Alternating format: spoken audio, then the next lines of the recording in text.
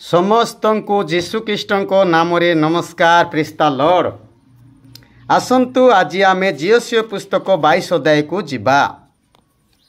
22 ଅଧ୍ୟାୟର ଜିଓସିଓ 22ର 5 ପଦକୁ ଆପଣମାନେ ଦେଖନ୍ତୁ।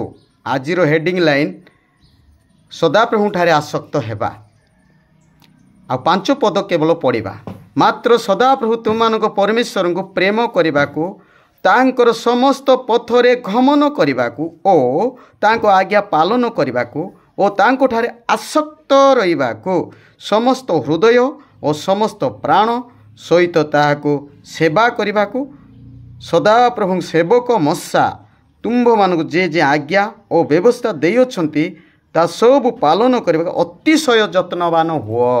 ହାଲେଲୁୟା। ପ୍ରଭୁ ନାଁ ଧନ୍ୟବାଦ ହଉ। ମୋର ପ୍ରିୟର ଲୋକମାନେ, ଆପଣମାନେ ପ୍ରଭୁଙ୍କର ଉପସ୍ଥିତିରେ ପ୍ରଭୁଙ୍କ ନିକଟରେ ସମ୍ପୂର୍ଣ୍ଣ ଆସକ୍ତ ହୁଅନ୍ତୁ ଆଉ ଯତ୍ନବାନ ମଧ୍ୟ ହୁଅନ୍ତୁ। ଯେଉଁମାନେ ପ୍ରଭୁଠାରେ ରହି ଯଦି ପ୍ରଭୁଠାରେ ଆସକ୍ତ ହେବେ ନାହିଁ, ଅନ୍ୟ ସୁନା ରୂପା ହୀରା ମୋତି ମାଣିକ ଏ ଜଗତର ଧନ ଦୌଲତାରେ ଆସକ୍ତ ହେବେ, ବିନଷ୍ଟ ହେବେ। ଯେତେ ସମଗ୍ର ପୃଥିବୀର ସମସ୍ତେ ଲୋକମାନେ, ଆପଣମାନେ ଯେକୌଣସି ଲୋକ ହେଉନା କାହିଁକି ପ୍ରଭୁଠାରେ ଆସକ୍ତ ହୁଅନ୍ତୁ। ପ୍ରଭୁ ଯୀଶୁଙ୍କର ଆଜ୍ଞାକୁ ପାଳନ କରନ୍ତୁ। ଆପଣମାନେ ବଞ୍ଚିବାର ଅଛି, ସ୍ୱର୍ଗ ଯିବାର ଅଛି, ସ୍ୱର୍ଗରେ ସବୁଦିନ ରହିବାର ଅଛି। ପ୍ରଭୁଠାରେ ଆସକ୍ତ ହୁଅନ୍ତୁ ଆଉ ପ୍ରଭୁଙ୍କର ଆଜ୍ଞାକୁ ପାଳନ କରନ୍ତୁ। ଏହା ବ୍ୟବସ୍ଥା ପୁସ୍ତକ ମଶା ଆଜି ପର୍ଯ୍ୟନ୍ତ ଏହି ବାକ୍ୟରେ ଆମେ ପଠନ କରୁଛୁ। ଏହା ହେଉଛି ପବିତ୍ର ଶାସ୍ତ୍ରର ବାକ୍ୟ। ଆପଣମାନେ ବିଶ୍ୱାସ କରନ୍ତୁ। ସାବଧାନ, ଅନ୍ୟ ବିଷୟ ଉପରେ ଆସକ୍ତ ହୁଅନ୍ତୁ ନାହିଁ।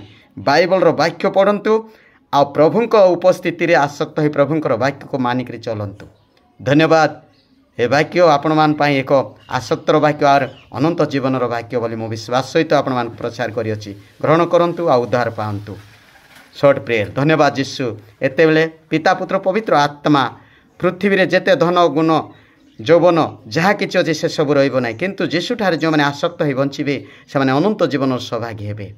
ପ୍ରଭୁ ଯୀଶୁ ସମଗ୍ର ପୃଥିବୀର ସମସ୍ତ ଜାତି ବିଜାତି ସ୍ୱଜାତିକୁ ତୁମେ ଉଦ୍ଧାର କର ଆଉ ସମସ୍ତେ ପ୍ରଭୁକୁ ଜାଣନ୍ତୁ, ସ୍ୱର୍ଗରେ ଅନନ୍ତ ଜୀବନର ଅଧିକାରୀ ହୁଅନ୍ତୁ।